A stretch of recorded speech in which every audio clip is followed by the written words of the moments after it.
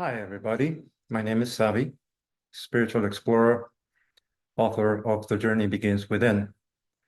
Today, I decided to make this video to share with everybody who's interested and different audiences my experiences as I relate them in the book.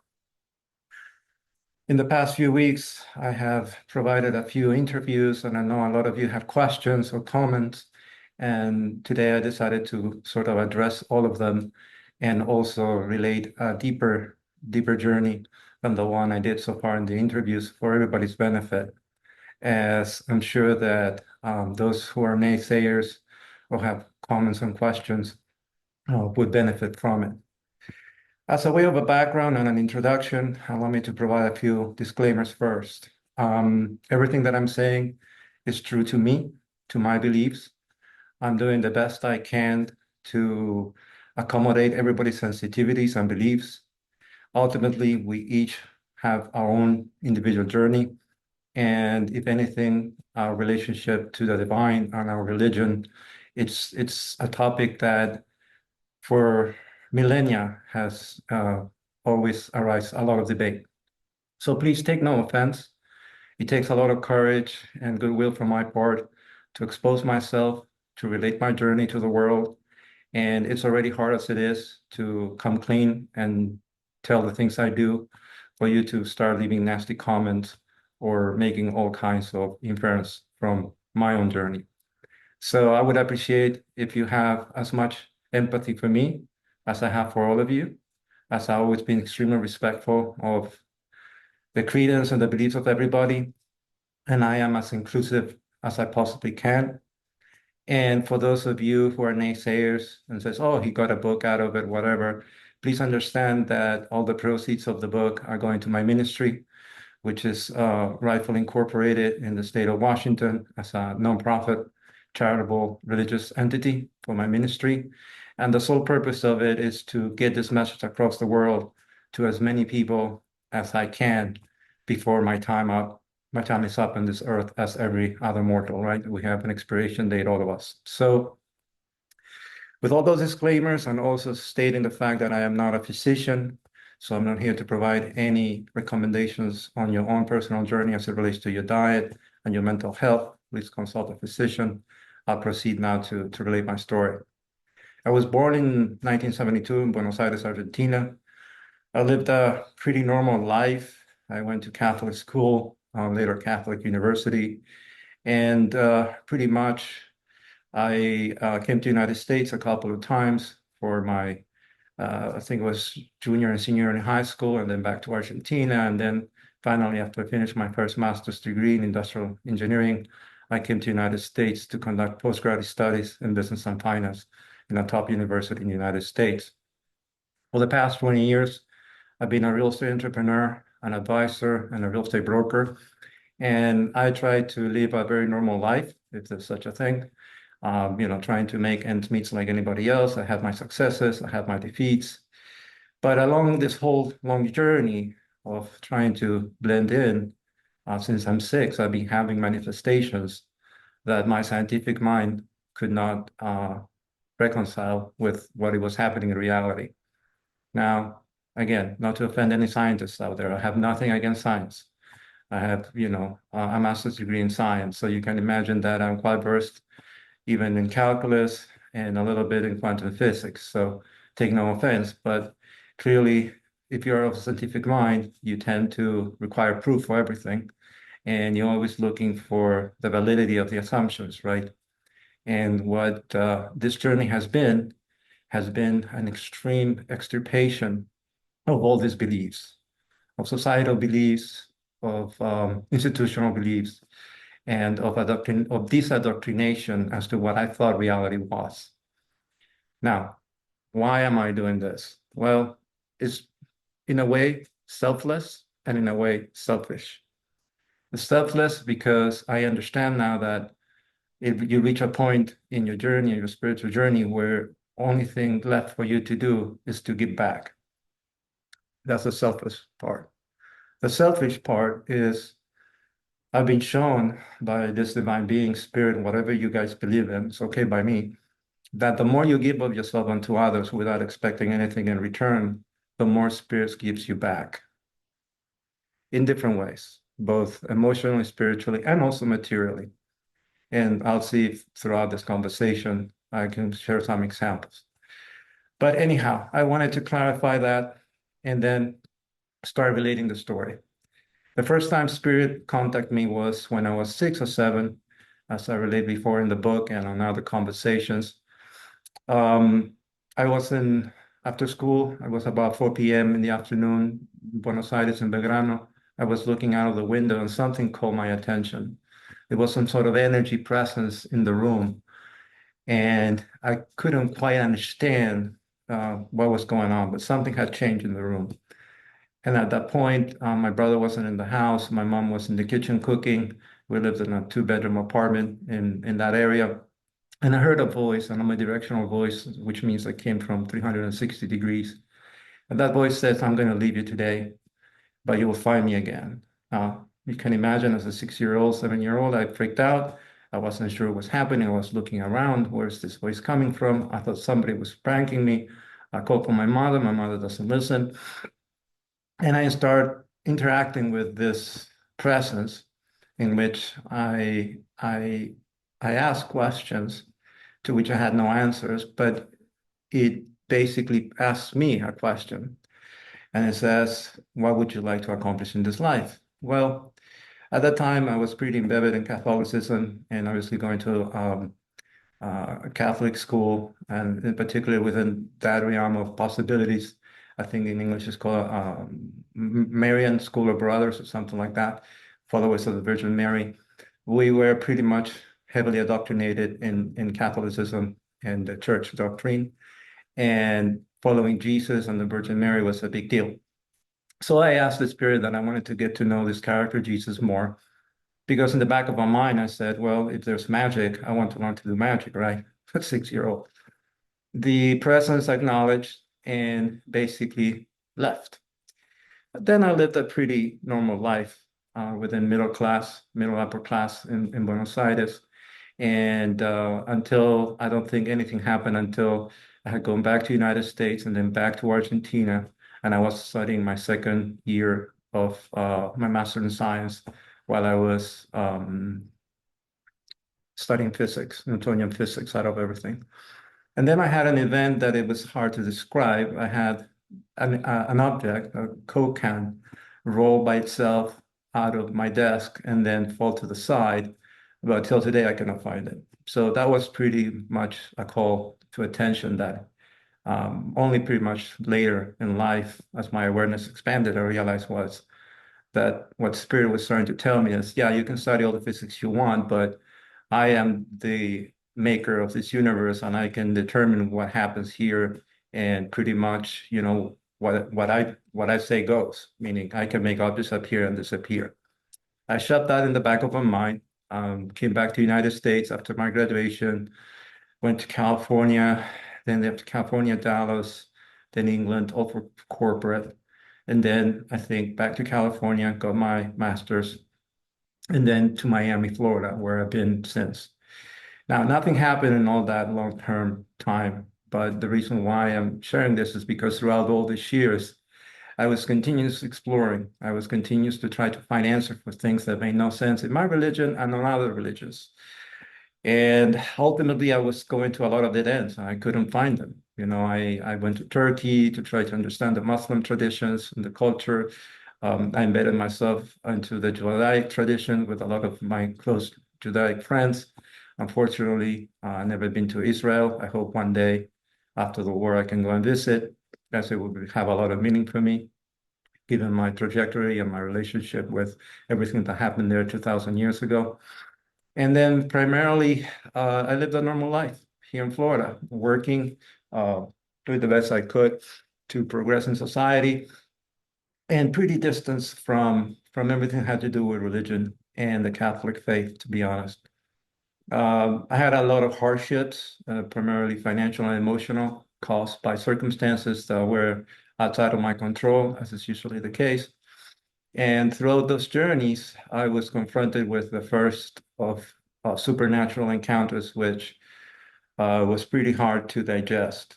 Um, I went to a party in South Beach, and this young lady, which I wasn't attracted to her, let's just clarify that. So for those thinking something else, and we just hit it off and started talking. And she asked me questions as to Catholicism, Jesus, and the Virgin Mary. And since it was a small party and we weren't going anywhere, I figured, well, might as well relate what I know, what little I know, and answer her questions. Well, throughout the evening, at one point, she confessed that she was very depressed, that she has suicidal tendencies, and that she was wanted to convert to Catholicism and see if that would help her um, get this pain out of her chest that she was feeling.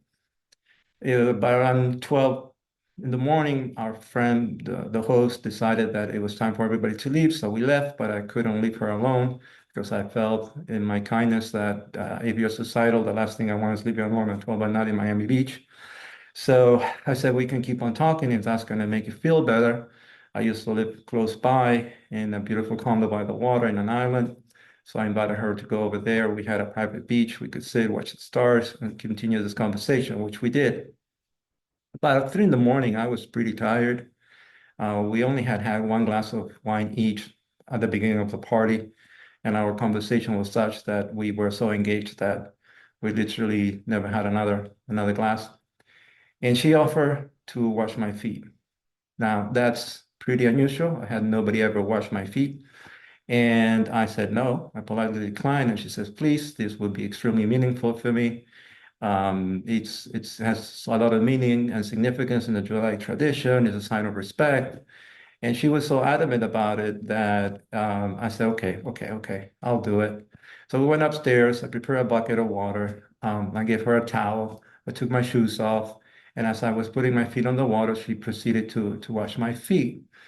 At this point, um, I really don't know how to describe it other than a twirling transfiguration of her face into a dark matter entity that starts speaking to me in a language that sounded Asian. I don't know what was more scary, the transfiguration or the fact that this thing was talking to me in this language and I understood every word. My consciousness understood every word. And as I was understanding what this thing was telling me, he was describing how catastrophic my life had been, that God had not done anything for me thus far, that he had forgotten me, that he didn't love me, and that if I somehow switch sides in sorts of ways and worship them and come to their team, they would give me everything. They would give me the woman, the money, the fame, the fortune, and everything that I always wanted, but I was not able to attain. And frankly, I thought that day was the end of me. I realized then and there that my integrity would not allow me to do that. And certainly I would much rather die than do that. So I made peace in the notion that I was going to die. And it really happened really quickly. I mean, you know when you're going to die, when you're going to die. And I don't care who anybody tells you, if you're confronted with a real demon, it's not like Hollywood at all. And especially being away from my divine connection or the church or anything, I never thought that anybody was going to come to rescue me at 3 in the morning, right? So I made peace with that. And then I simply screamed no. And then I just was waiting for pretty much whatever this thing was going to do to me. And at that point is when the fireworks started. I mean, I have no real way to describe it, so forgive me, but it was like almost I was connected to a high voltage line. My body started vibrating at an extremely high frequency. I felt an immense energy coming from the center of my being. And like I would feel like my body was about to explode. I mean, this energy was so powerful. And then I became an observer and a passenger in my own body. What happened next, whomever or whatever, which in my opinion is divinity. Other people say, well, it was an angel. This dude doesn't understand anything.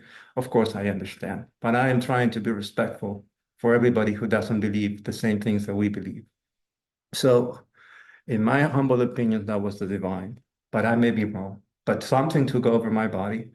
And that something was so powerful that the words it came out of my mouth in the same language of this entity were such that this entity, without missing a beat, left the body of the woman, walked through the wall and the ceiling of my room and out the window.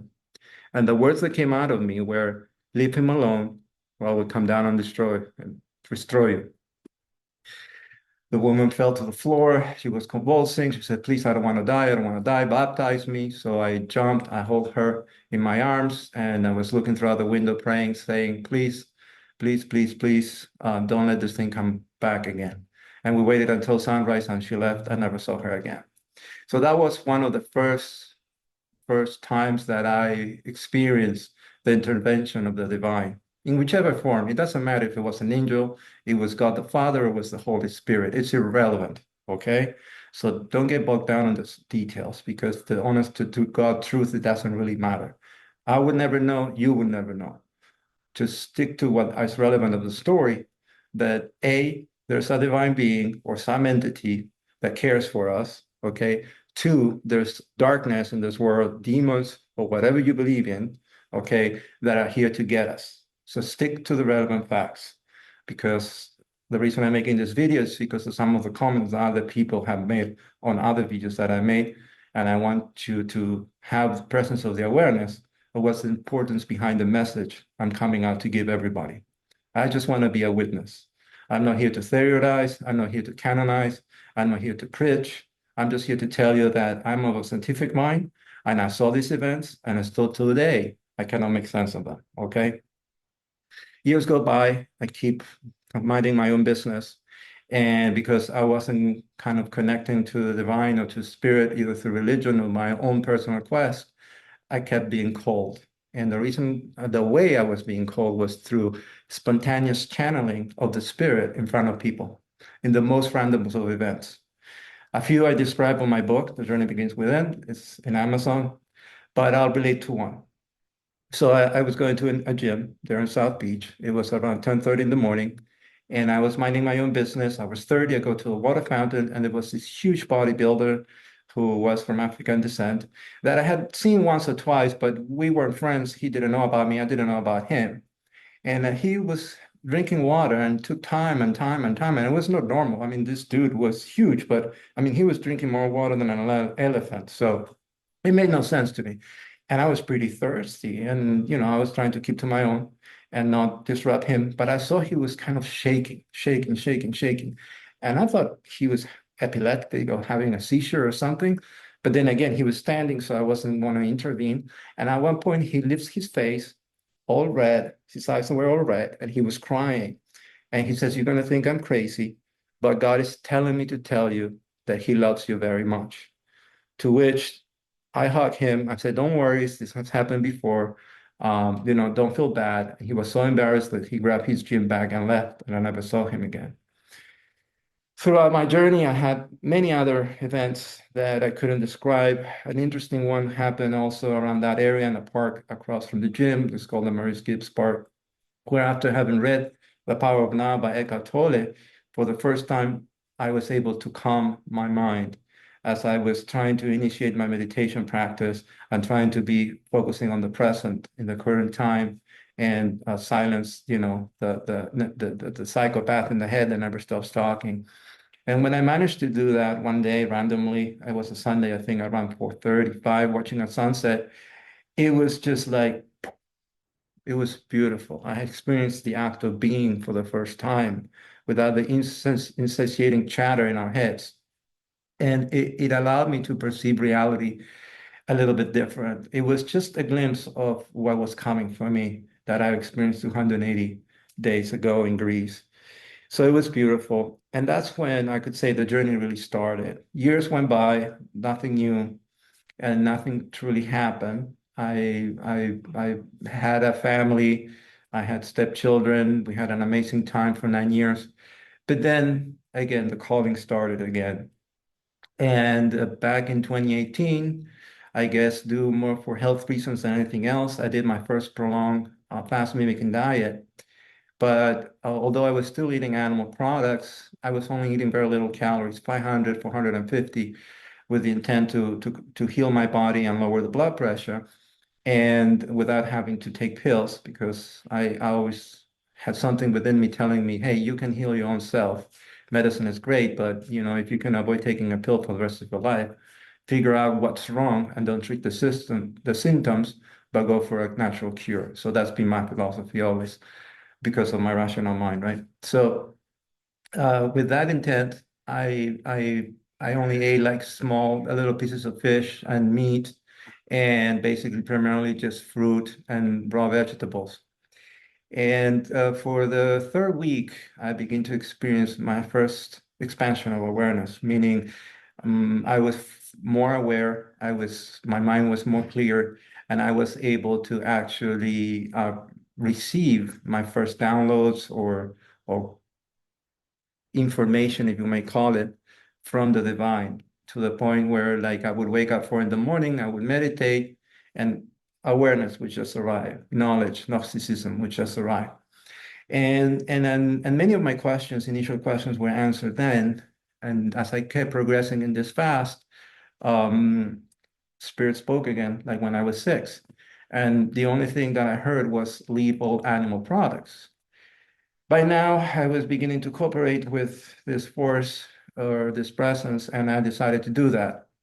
And as I decided to do that, I became a high raw vegan, although I don't identify myself as that.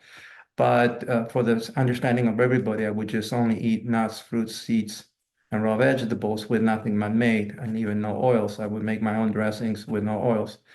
And that accelerated the process. That definitely accelerated the process.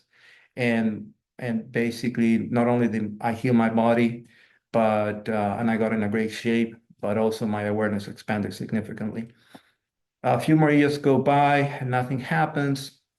And I guess the real big shift started back in 2022. I was going through a really hard time as I was being betrayed by a partner and a former client, unbeknown to me, behind my back. And I was involved in a series of large business, very big businesses in terms of volumes of dollars with them, which would be considered the pinnacle of my career. And basically another third party that also basically betrayed their words. And is the irony of this is that the more righteous of a life you live, the more darkness you will attract in your life, right? And the more deceiving the people around you that are going to show up. But I guess that's the whole point of duality. But net, um, I was pretty much trying to avoid a huge lawsuit and trying to unwind a very large private equity deal. And I woke up at 4 in the morning with a spotlight over my head. And I thought somebody had broken into our house. We used to live in a 3-story townhouse, and my master bedroom was downstairs. So, coming from Latin America, it wouldn't surprise me if that would have happened right now in Florida, according to how things are going. But um, the first thing in my mind was I have somebody pointing a gun at me and with a flashlight over my head. So I'd rather keep cool. So I'm all jolted in my bed looking around. I cannot see anybody, but I still see the flashlight. And now I get completely paranoid going, what's going on? And as I try to look up, the light was so blinding. It would not allow me to see the source. And it was pure, pure, pure white light. I mean, I cannot describe it. And when I finally come down, Spirit now omnidirectionally starts speaking to me and telling me what it is that I need to do going forward. And as the Spirit spoke, I would see sparks of light floating inside the room with each word, just for me to make sure that, yes, this is happening and it's not a dream, as I could see my my body in the bed illuminated, right? And that went on for, I don't know, a good of 5 minutes. And the light then went away. And obviously, I was already awake. So I stood up and went to the bathroom. And that gave me a clear indication that I was not having a dream, for those that don't believe. Went back to bed. I did exactly what Spirit told me. The deal unwind on its own. There was no lawsuits. But I was offered an invitation. And I was told by Spirit that I could pretty much leave the life that I was leaving for the rest of my life and everything will be fine. But if I were to do something that it was extremely hard for me to do at the point in time and accept that challenge, there was going to be a greater path for me. So I said, okay, I need to think about it. And I thought about it for 6 months. And then when I finally, in my own prayers, in my own meditations, I said, okay, yes, I accept, I'm ready. I did another juice fast and for 2 weeks, in the last 2 weeks of December of 2022. And then on every Saturday, I would do just a water fast as per the same practices that the Essenes used to do 2,000 years ago, for those who know. And then Sunday morning, again at the 4 in the morning, I will wake up with the same flashlight on top of my head and more words of wisdom and more sort of information as to my own journey and the things that were coming for me and how should I live my life. And I accepted that that concluded 2022. The first week of January of 2023, I went to Brazil to meet somebody who was extremely special, a lady that we connected online because at the time I wanted to know if there were more people in the world that were going through similar symptoms or similar awareness or similar callings. So I went online and I tried to find people that have had their awakening or they were being called or really had something similar that they've been through. And this lady happened to answer and say yes. So I went, I met her, I spent a week with her. I taught her what the natural diet was for me and what spirit had shown me. So I was teaching her that. And meanwhile, we were exchanging our own journeys and the beauty of, this magical tapestry of life of how, there is a divine being and he's always guiding us and we just have to let go of our egos and listen regardless of religion. Again, for me, religion is a tool. And if you want, I'll probably make a few notes at the end of the video as to what I think about religion. There's nothing wrong with it, but I think that in a nutshell, religion is a theory and Gnosticism is the application of a theory. And honestly, nobody can define God. I'm not here to define God. I'm just here to be a witness. I'm nobody to state anything other than the facts. And I'm humble enough to realize that I don't know anything. But I'm also intellectually able enough to realize that this knowledge cannot die with me. And if my contribution to the world is just be a witness of these events to inspire others to seek God in their own journeys, whichever means they do, through religion, whatever religion, then I fulfill my purpose. So going back to Brazil, in the middle of the week on a Wednesday, I was paying for the groceries, and this lady receives the word from the Spirit to heal me. So she places her hand on my right shoulder, and at the time, in front of the cashier, the Spirit gives me a vision. And in this vision, I see a white light while I feel the presence of something going through my body, wrapping around my heart and shifting my heart in position. Now, while all of this was happening, I would see this in my mind, like if it was an MRI. Unexplainable. As a scientist, I cannot explain it. But I could see every fiber of my body, I could see every muscle, I could see everything. So um, I'm startled. I'm just frozen in front of the cashier. When the vision goes away, the cashier is saying, "Are you okay? Are you okay?" And I'm going, "Yes." I turn left to see my friend behind me and she's giggling with sparkling eyes and she goes, "Don't say anything." So we leave, we go to the car. I say, "What happened? What was that?" And she says, "Spirit told me to heal you." So I was inclined just to put my hand over you. I didn't know what I was doing. So I related what happened to me. Now, what exactly happened? I cannot describe it. I don't know. Um, it could be potentially the healing of something physical in my heart. It could potentially have been the opening of my heart chakra for those who believe in chakras. I have no idea. Somebody had asked me if I knew anything about chakras, and I do believe I did have my Kundalini awakening at one point, some time ago, where I felt this energy going through each one of my back vertebra all the way to my head. And I did experience some sort of healing when that happened because I had a really bad lower back. But honestly, there's many things that have happened in this journey that are so subjective that I don't have physical proof as to what it is that transpired, that I don't want to bring them up because I just want to focus on the things that I know for sure happened, that I know for sure that I saw. So um, that was then. that Wednesday. And then Saturday, as I had a layover in the Viracopos airport in São Paulo, waiting for the flight back to Miami, this time I woke up engulfed in a white light where I could only see on the edges of my eyes the room. I could clearly see me in the bed and my arms. And again, my body was vibrating like the same time as when I was with the demon. But this time I was feeling bliss. And I saw this beautiful lotus flower on my right side, opening and closing. And I didn't understand the symbolism at the time, you can imagine, right? I was just going like, what is this? And as I was shaking like this, vibrating super high frequency, I heard the voice of spirit again telling me, I came to wake you up so you finally understand that you are me and I am you. And honestly, I thought I was dying. So the only thing I could say was, okay, I'm yours. And I passed out. Now, I didn't understand the implications of all of this, but the rationale behind it was that I've been bugging this divine being, God, spirit, universe, to show itself to me because I needed proof that I wasn't going crazy. And there were still so many things that I didn't understand that made no sense in all religions that I had to see it firsthand. I wanted to know the absolute truth. And a few more months went by, and last year I had chartered a catamaran in Greece.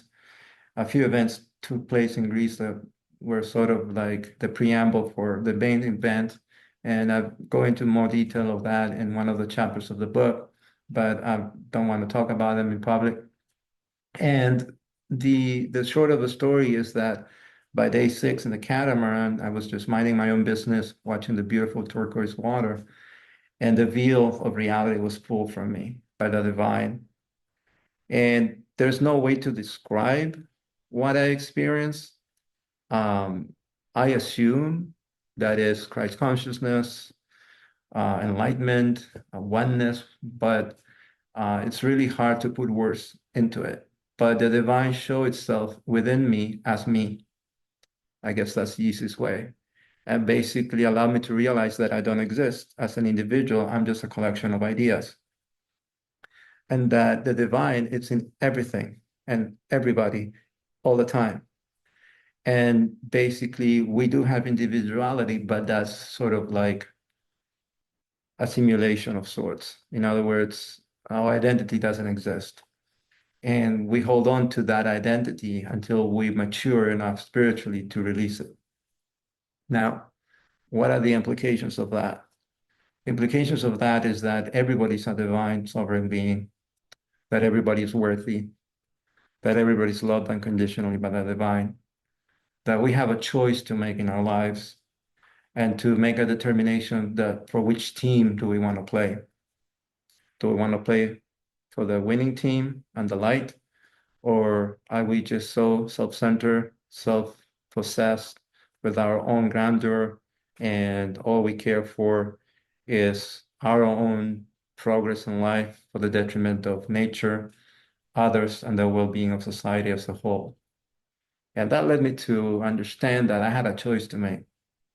For whatever was left for me to live in this life, I had to do the most work possible to become the best possible human being and leave an impactful contribution to the world. I'm a regular human like anybody else. So the reality is that my days in this earth are limited and the amount of work I can do is limited. I'm clearly not the smartest one, but I also am not very dumb either. So I wasn't even planning on writing a book. The book came as a realization, came into realization by the fact that I decided every so often I do a 40-day water fast. Oh, it's too hard, so I do a juice fast. And I felt like I needed a tune-up. And there were happened so many days since the last event that I felt the need to connect again and expand my awareness. By the third week of this juice fast, I would wake up 3 and 4 in the morning with all these words coming to me and all this awareness, awareness, awareness. So one day I wake up, I write the first chapter, which was a poem. And then the very next day, I wake up and I write another chapter, which was a letter to a friend of a friend of my girlfriend, actually. And as the days progressed, more and more, my mind was flooded with all this awareness and all these words that kept wanting to be put in paper. Now, the first version was a compendium of all these ideas that I distributed among my spiritual friends and my family members. And I never thought it was going to be anything bigger than that. So I was just doing to share with my closest friends all of this that was coming through me. But by fourth week, when I thought I was done with this, I received the awareness that no, you're not done. I want you to tell the world everything that I have shown you. And that took a lot of courage, right? I kept on writing while I was fasting, but the realization that I had to come out to the world and share all these things and be a witness was something that I wasn't expecting. So I was a bit apprehensive. It took a lot of self-determination. And then pretty much within a month, without knowing anything about publishing and without knowing anything about any of the things that I have embarked myself I went ahead and put all this out to the world, created a YouTube channel, and obviously created a nonprofit so I could have religious freedom and not be censored. So that's that. I mean, honestly, I don't know what you can make out of it. If anything, I just want to raise the awareness that there is a divine being and there is darkness in this world. And whatever you do is up to you. We all have our individual journeys. Again, whatever religion you profess, if it brings you closer to God, more power to you. And if you're in the fences with religion and you don't know what to do, or you're depressed, or you're anxious, or you're going through hardships in life, just reach out directly. Reach out directly. You don't need anything or anything more than what's within you to reach the divine. That's also part of the message. And I've been there where you've been. I've been there where you've been many, many times that I care to admit. So with that, um, I respect everybody. So I expect everybody can respect me and give me that courtesy. And I hope this message is for the benefit of you. Thank you for watching.